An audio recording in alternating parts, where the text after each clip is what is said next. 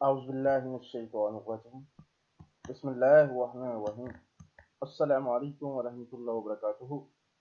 Article number 7 में खुशामदीद। अब हमारी स्टार्ट हो चुकी हैं monthly tax responsibilities duties and compliances. उसका पहला हिस्सा मुलाहजा करें। सबसे पहले माहाना टैक्स की जिम्मेदारियां अदा करते वक्त हमें सेक्शन 165 की कंप्लाइंस करना पड़ती है। सेक्शन 165 की कंप्लाइंस क्या है? देखें जी, आप पहले पढ़ चुके हैं कि सेक्शन 153 के तहत WHP regime का वजूद मौजूद है और तीन ऑपरेशंस पर, चाहे वो सप्लाईज हों, चाहे वो सर्विसेज हों, चाहे वो कॉन्ट्रैक्ट की पेमेंट्स हों, तीनों पेमेंट्स को पे करते वक्त एक ख़ास मखसूस रेट के मुताबिक WHP के, जो कि द फर्स्ट शेड्यूल से मिल जाता है और जो FTR की वेबसाइट पर उस सारे टैक्स रेट को इकट्ठा करके लिखा हुआ है, कार्ड बनाया हुआ है, उस कार्ड में से भी आप तलाश कर सकते हैं वो टैक्स के रेट्स। उन टैक्स के रेट्स के मुताबिक टैक्स की डिडक्शन करते हैं और अगले बंदे को पे कर देते हैं। अगर हम विद होल्डिंग एजेंट हैं तब ये सारा काम करते हैं।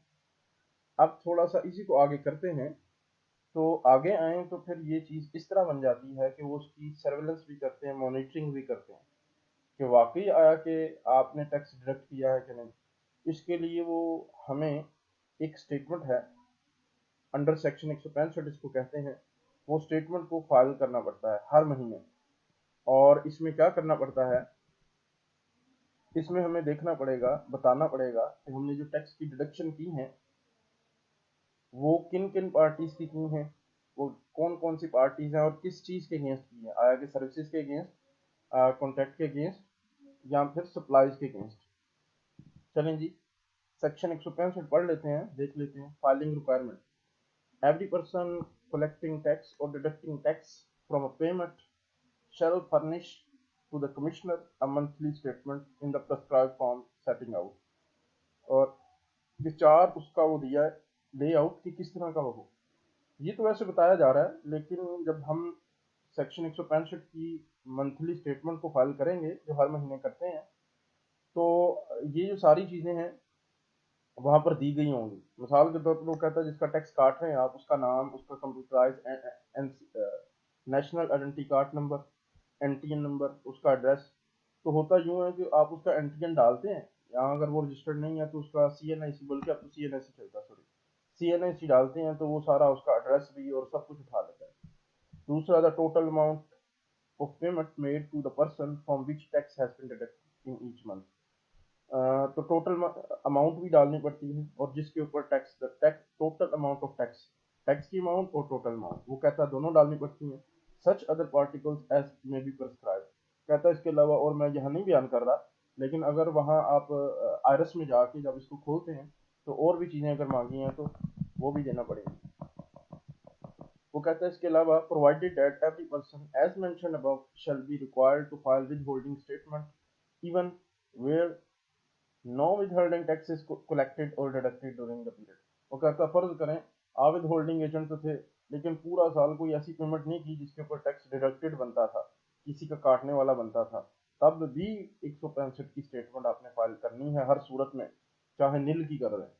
ठीक है, ऐसा नहीं है कि आप कहें जी कि मैंने तो टैक्स डिडक्ट किया लिहाजा मैं स्टेटमेंट भी फाइल नहीं करूंगा, ऐसा नहीं है। यही काम सेल टैक्स के रिटर्न में भी होता है, सेम इसी तरह कि आपका काम नहीं भी हुआ, अब बंद पड़ा 6 7 8 महीने यूनिट, लेकिन फिर भी आपने सेल टैक्स की रिटर्न फाइल करनी है, चाहे निल की कर दे। अच्छा, अगला पॉइंट है, 3 पॉइंट है इसमें, अगला सुन ले। 165 की स्टेटमेंट में किस तरह फाइल की जाती है। Every prescribed person collecting tax और deducting tax from payment shall furnish और e file statement as mention above. कहता 15 तारीख है, कहता ये सारी चीज़ों करने के लिए 15 तारीख आखिरी है, तो 15 तारीख तक आपने स्टेटमेंटें जमा करवा देनी है। अच्छा, तीसरा पॉइंट अहम, कहता a person required to furnish a statement may apply in writing to the commissioner for an extension of time. कहता है कि बाज़ औक़ात आपसे आप कहते हैं कि जी मैंने टैक्स डिडक्ट किया है और कुछ इश्यूज की वजह से कुछ छुट्टियां आ गई बीच में, या फिर कुछ और मामलात हैं, कोई मैनेजर आपका बाहर आउट ऑफ सिटी है, तो किस टाइप के बैंकों के इश्यूज हैं, तो कोई ऐसा मसला हो गया कि अब 15 को आप स्टेटमेंट फाइल नहीं कर सक रहे, तो आप एक राइटिंग में उसको एप्लीकेशन दे दें कमिश्नर को, और वो आपको हर सूरत में ग्रांट कर देगा रीजनेबल, अगर आप वहाँ पर कोई पॉइंट लिखते हैं तो। ज़्यादातर आउट ऑफ सिटी का ही होता है कि मालकान आउट ऑफ सिटी हैं या मैनेजर आउट ऑफ सिटी है, तो लिहाजा हमें 5 दिन की एक्सटेंशन मजीद दे दी जाए, 7 दिन की दे दी जाए, तो वो दे देता है। अच्छा, अगर आप ये विद होल्डिंग ऑब्लिगेशन पूरी नहीं करते, a non compliance of withholding tax on payment may result in disallowance of expense. पहले भी बात हो चुकी है पिछले आर्टिकल्स में, ये दोहराने का फायदा नहीं है कि अगर आप इनकम टैक्स डिडक्ट नहीं करते WHT वाला, तो फिर क्या रिजल्ट हो सकता है, आपका खर्चा डिसअलाउ हो जाता है। खर्चा डिसअलाउ हो गया, 1 लाख तनख्वाह थी बंदे की, पे करने लगे, लेकिन टैक्स नहीं काटा, वो 1 लाख का 1 लाख P&L से गायब कर दिया जाएगा, रिमूव कर देंगे। ठीक है, असेसमेंट या फिर ऑडिट के दरमियान। इसके अलावा पेनल्टी और डिफॉल्ट सरचार्ज भी लग सकता है with the principal amount of withholding tax. और ये विद होल्डिंग टैक्स जो आपने नहीं उसका काटा, ये आपने पल्ले से भी देना है। अगर उस बंदे ने खुद जमा करवा दिया वही टैक्स, तो फिर ठीक है, आपको छोड़ दिया जाएगा, अदरवाइज वो आपसे लिया जाएगा। ठीक है, अब तो इसकी आपने प्रोविजंस पढ़ी कि इसमें क्या रिस्ट्रिक्शन थी। अब हम देखते हैं कि 165 की जो स्टेटमेंट है ये किस तरह फाइल की जाती है। ठीक है, मैं आपको फोटोग्राफी से ही समझाता हूँ, क्योंकि उसमें स्टूडेंट्स कहते हैं कि बहुत छोटा नज़र आता है, तो मैंने इसको ऐसे ही इसको बना दिया फोटो में।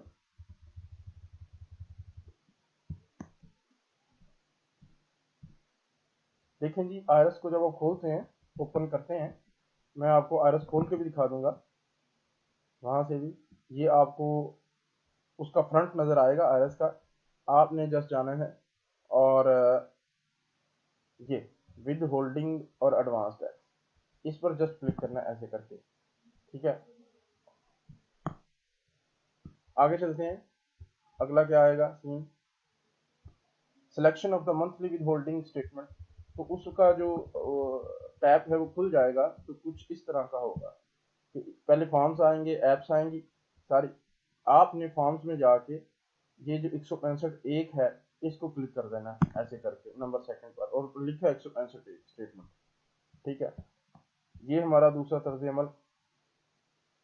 फिर आते हैं आगे, interface of monthly withholding statement का इंटरफेस जरा चेक कर लें कि वही जिस तरह के बाकी उनकी जो एप्स होती हैं या फॉर्म्स में डिक्लेरेशन होती हैं, उनका भी इसी तरह ही होता है। क्या होता है कि यहाँ पर वो कहेगा पीरियड सेलेक्ट करें, सेलेक्ट कीजिएगा, तो वो आ जाएगा मंथ वाइज, जिस मंथ की स्टेटमेंट फाइल करना चाह रहे हैं उस मंथ को सेलेक्ट कर लीजिएगा। जहाँ कंपनी का नाम छुपाया गया, ये आ गया वो, इसमें पीरियड लिखेंगे ना, पीरियड पर यहाँ पहले सेलेक्ट कर ऐसे करेंगे क्लिक, तो फिर ये आ जाएगा। ये बॉक्स इसके अंदर जस्ट लिखें 2017, जब 2017 लिखेंगे तो 2018 लिखेंगे, या तो 2018 के सारे महीने आ जाएंगे या 2019 के। ये देखें 2017 लिखा, तो 2017 से मुतलका सारे कि जनवरी से 31 जनवरी वाला, यकम फरवरी से 28 फरवरी वाला महीना, यकम मार्च से 31 मार्च वाला महीना, और यकम अप्रैल से 30 अप्रैल वाला। इस तरह करके उसने बनाया। तो आप जिसको भी सिलेक्ट करना है उस पर क्लिक करें, ऐसे करके क्लिक कर देंगे तो वो उस मंथ को सिलेक्ट कर लेगा।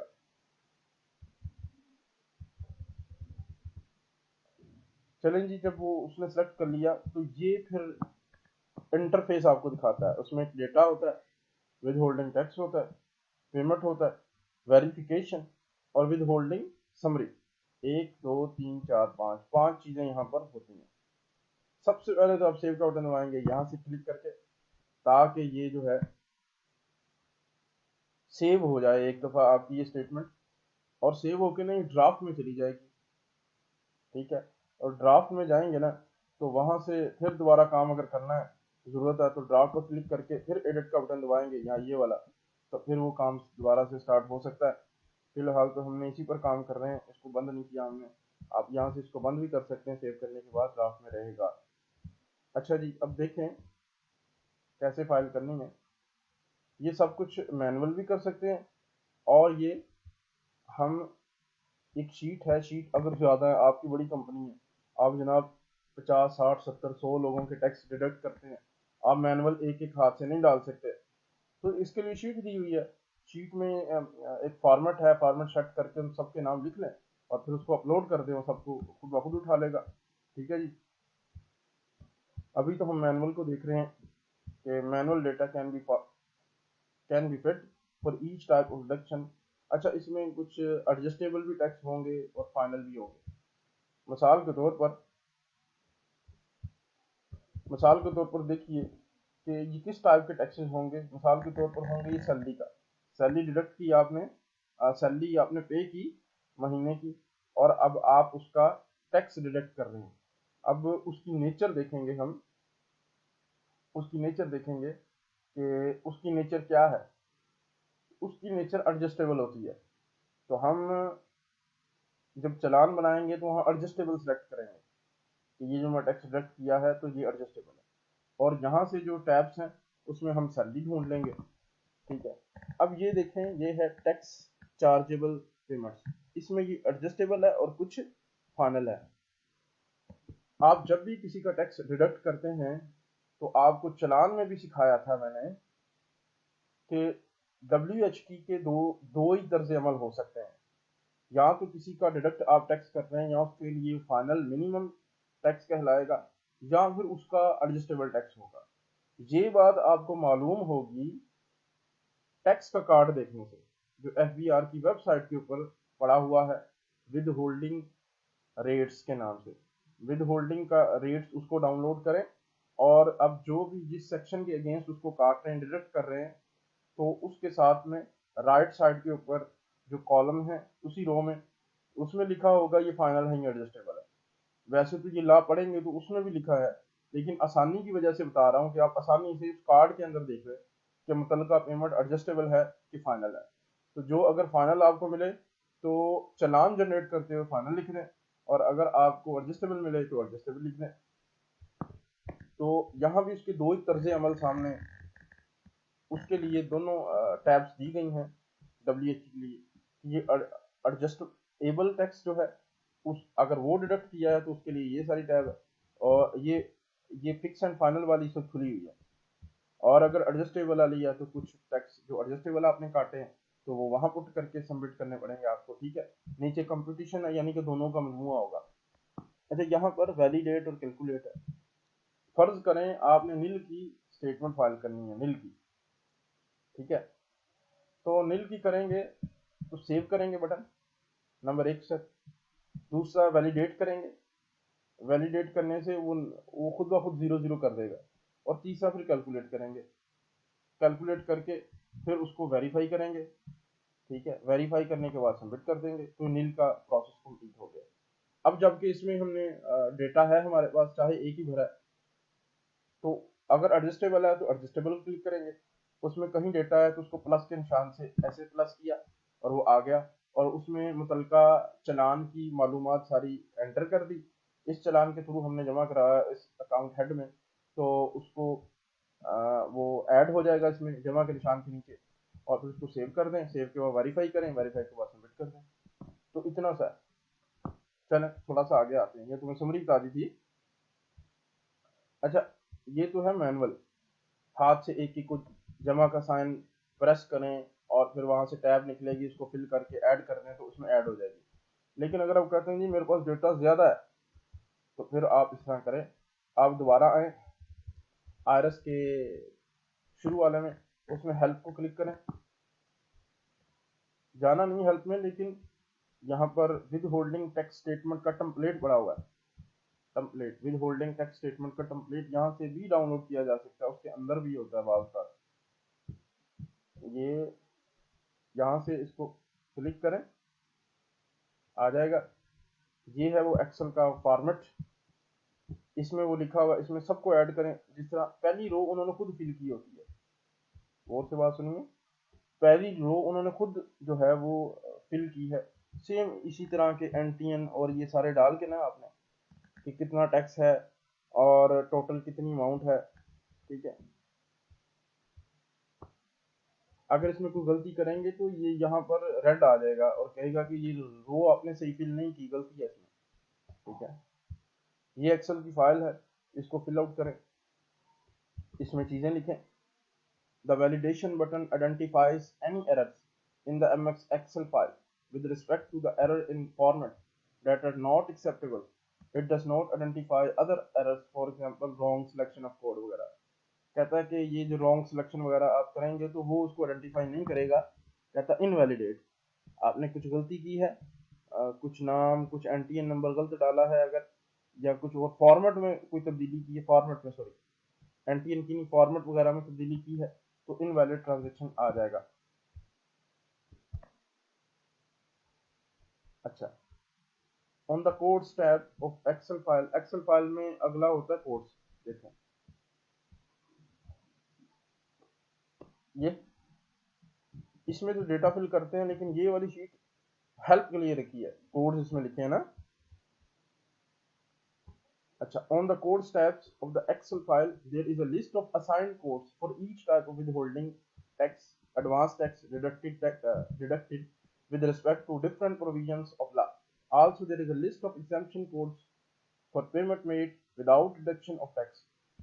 फर्ज करें आप किसी को कोई पेमेंट करते हैं लेकिन टैक्स नहीं वो डिडक्ट आपका करने देता, आपको नहीं करने देता, यानी इसको एग्जाम्पशन उसने दी है, तो ये एग्जाम्पशन कोड भी लिखें कि अगर किसी आपने पेमेंट की है और आपको वो टैक्स नहीं डिडक्ट करने देता तो फिर क्या रीजन है, कौन सा वाला सेक्शन लगेगा। तो इसमें से वो सेक्शन सारे लिखे हुए हैं, उसमें किसी एक को सेलेक्ट करना पड़ेगा आपको। फिर आप विद होल्डिंग टैक्स वाले टैब में जाएंगे, वहां से चूज फाइल करेंगे,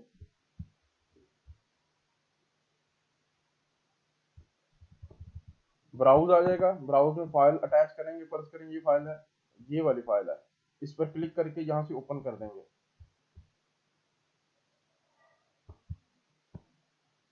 उसके बाद जैसी अटैच होगी इंपोर्ट का बटन दबा देंगे, जब डेटा को इंपोर्ट कर ले वो,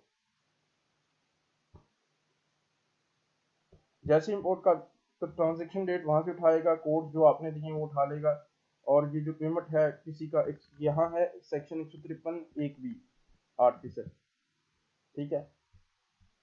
हुआ ये है कि 8% उसने 0.08 लिखा हुआ, ये 8% टैक्स डिडक्ट किया है। 153 एक बी होता है आपको पता, सर्विसेज, तो सर्विसेज हमने ली थी और सर्विसेज लेने के बाद ये हमने टैक्स डिडक्ट किया है। फाइलर और नॉन फाइलर का सिस्टम सारा चेक कर लेना है, 6 स्टेप आपको बताए हुए हैं टैक्स को डिडक्ट करने से पहले, वो कंसीडर कर लेंगे तो फिर इसके बाद टैक्स डिडक्ट करेंगे, और ये भी देखेंगे कि ये टैक्स मैं डिडक्ट कर रहा हूँ ये एडजस्टेबल है या उसके लिए फाइनल है।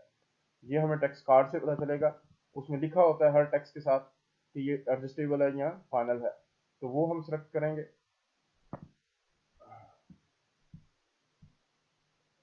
इस तरह जो हमने एक्सेल की फाइल में जिस तर्ज पर उन्होंने हमें डेटा वैलिडेट करने के लिए बनाने के लिए कहा था वो हम बना चुके हैं और इम्पोर्ट भी कर चुके हैं, और वो सारा अपलोड हो गया, ठीक है।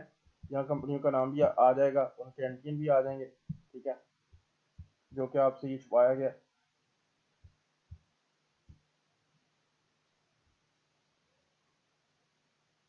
अच्छा, आप ना इसके बाद मैनुअल भी चेंजेस कर सकते हैं इम्पोर्टेड डेटा की। मिसाल के तौर पर आप कहते हैं नहीं यार ये तो गलत चला गया, तो आप यहाँ से क्लिक कर दें, ठीक है, या इसको ठीक कर सकते हैं, यहाँ से इसको क्लिक करेंगे ना तो आप ये बड़ा बन जाएगा और एडिटेबल फॉर्म में आ जाएगा, एडिट हो सकेगा।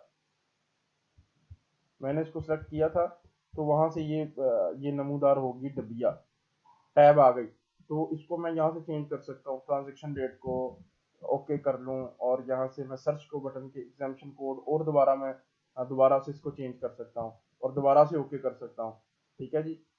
अगर इम्पोर्टेड डेटा में भी इंपोर्ट किया हुआ एक्सेल की फाइल से उसमें भी कोई इशू है तो यहाँ से इसको बटन को प्रेस करेंगे एक्शन वाले को, और ये टैब खुल जाएगी, इसमें अपनी चेंजेस करके दोबारा ओके कर सकते हैं।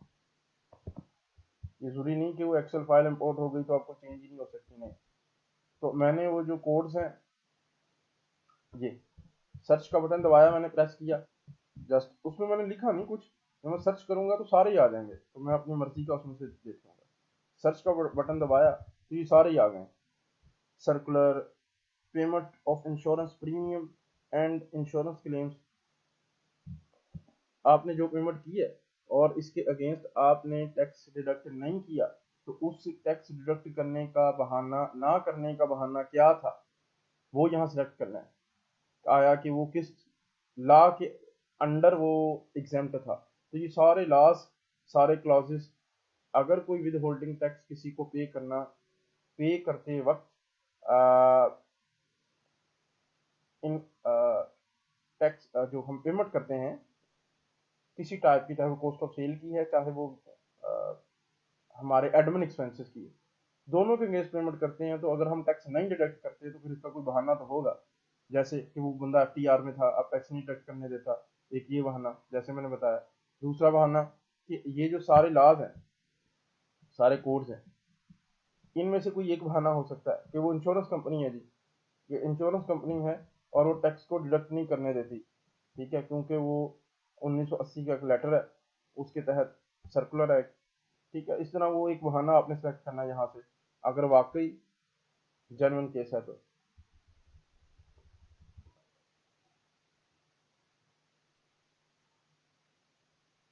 अच्छा जी, इसके बाद आप एंट्रीज को डिलीट भी कर सकते हैं, ठीक है। ये डिबिया बनी है रिसाइकल बिन वाली, आप इसको क्लिक करेंगे और ये उसको डिलीट कर देगा, यहाँ से एडिट करेगा और यहाँ से इसको डिलीट कर देगा। ये हम एक्सेल में डेटा इंपोर्ट किया हुआ है हमने, और उसके बाद के मामला बता रहा हूँ मैं आपको। In case of multiple MS Excel files, each file uploaded can be deleted from withholding summary tab। अच्छा, ये तो एक पहली थी, ये मैंने ब्राउज में जाके सिर्फ एक फाइल को अटैच किया है। मुमकिन है मेरे पास ज्यादा हो, मैं ज्यादा, मेरे पास शीटें हो, एक्सेल की शीट्स ज्यादा हो, तो ये पहले एक आ जाएगी, फिर अगली आ जाएगी, इस तरह वो मल्टीपल आ जाएंगी, सारी यहाँ जमा आ जाएंगी। पूरी पूरी शीट को डिलीट करना है तो यहाँ से मैं डिलीट का बटन दबाऊंगा, ये टोकरी का, तो ये पूरी की पूरी वो एक्सेल शीट जो अपलोड की है वो सारी की सारी डिलीट हो जाएगी।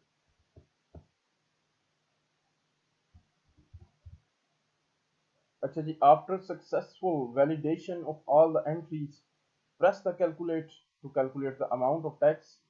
आयरस यानी inland revenue information system automatically performs calculations of taxes for each data entry।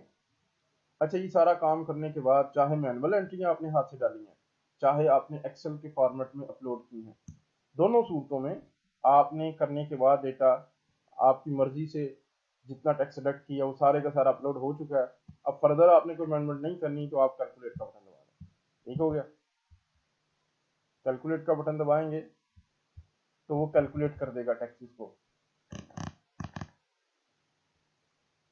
Amount of tax जो है वो कैलकुलेट ऑटोमेटिक हो जाएगी, ठीक है।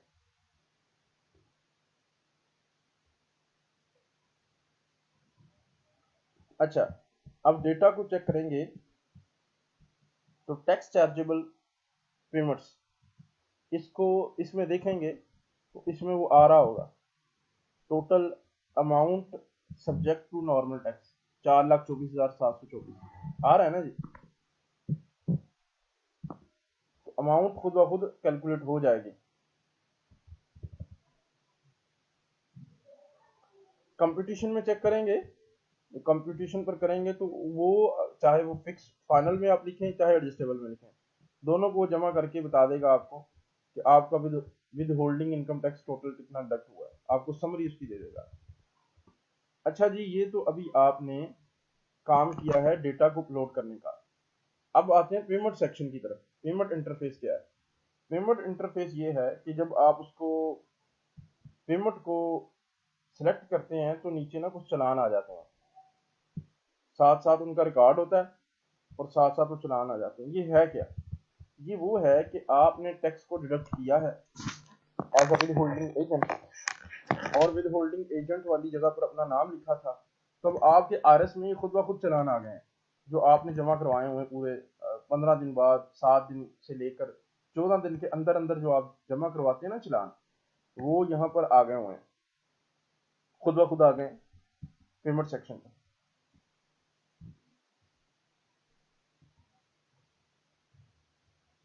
अच्छा, आप क्या करते हैं, आप ये ऐड का बटन, ये प्लस वाला जमा दबाएं तो ये सारे चालान यहाँ आ जाते हैं।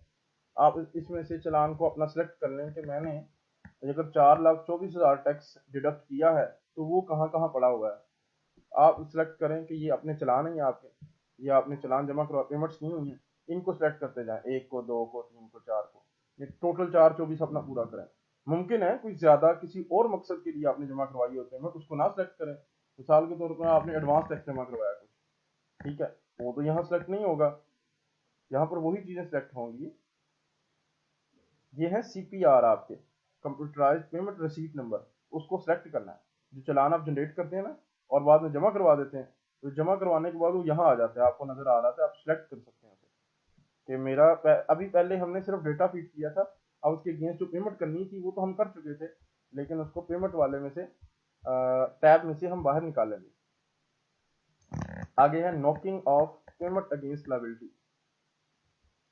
After selection of all the relevant CPRs, click validate and calculate button. The amount exempt from tax subject to fixed final tax should be equal to the amount subject to the normal tax. वो कह रहा है कि जब मैं उधर से adjustable डालता हूं तो वापस कंप्यूटेशन में आऊंगा तो नॉर्मल टैक्स में उतनी ही रकम आनी चाहिए, इक्वल होनी चाहिए। फिक्स फाइनल में डालता हूं तो कंप्यूटेशन को दबाऊंगा तो जो उधर लिखी है उसका मजमुआ इधर आए, ऐसे ही आएगा वैलिडेट और कैलकुलेट करने के बाद।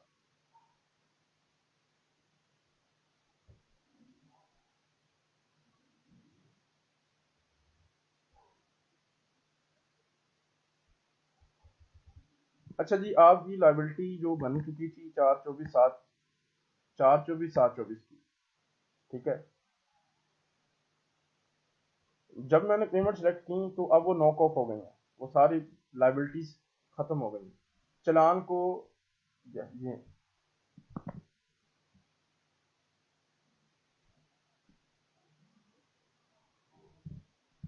देखें जी, 424 था अमाउंट, फिक्स फाइनल अमाउंट सारी मिला के, और amount subject to normal tax 424,7 की मेरी।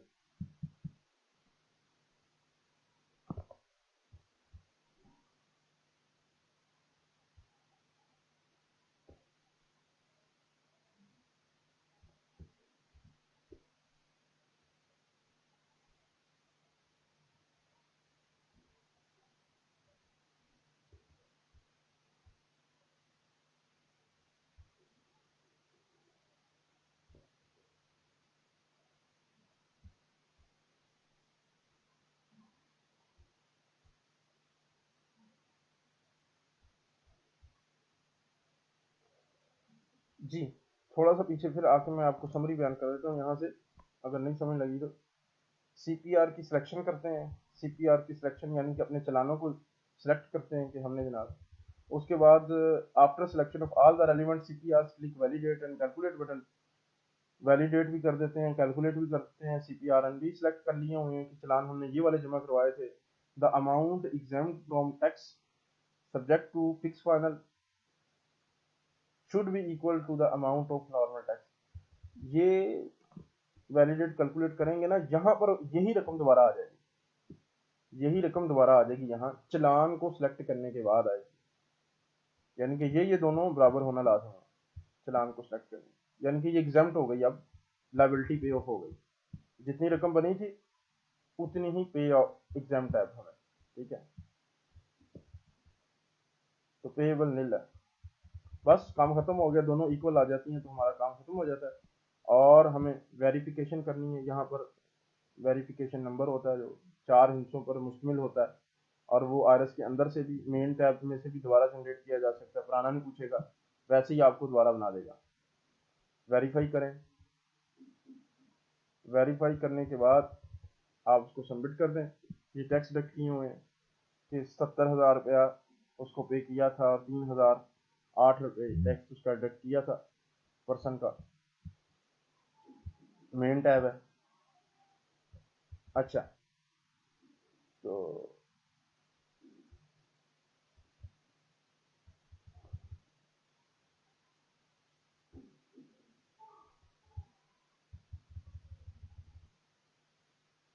ये पहले फिक्स एंड फाइनल का बताया गया था, है ना। अब ये एडजस्टेबल का बता रहे हैं। एडजस्टेबल में वही है, सैलरी वगैरह का या स्टार के जो टैक्सेस हैं, बाकी सारा प्रोसेस वही है। ये सैलरी वगैरह को सेलेक्ट करना, ये सारे टैब ऐसे ही हैं। रजिस्ट्रेशन नंबर क्या है, रेफरेंस नंबर, नेम, ट्रांजेक्शन कब हुई, salary of other employees, salary वालों का टैक्स काटना, उसका एक सिर्फ थोड़ा सा बताया जा रहा है। ओके करेंगे, वो सेलेक्ट कर लेगा उसे, बस।